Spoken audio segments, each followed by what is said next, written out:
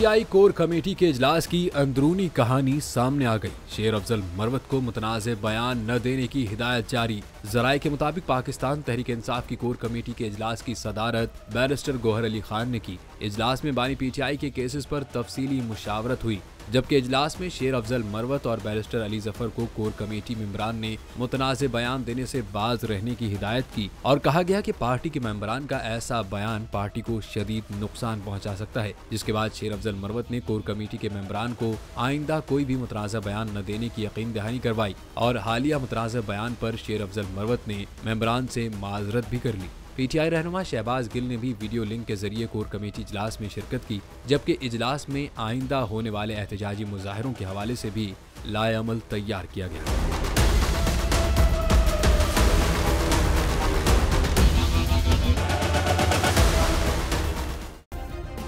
Subscribe करें और bell दबाएं ताकि कोई खबर रह न जाए।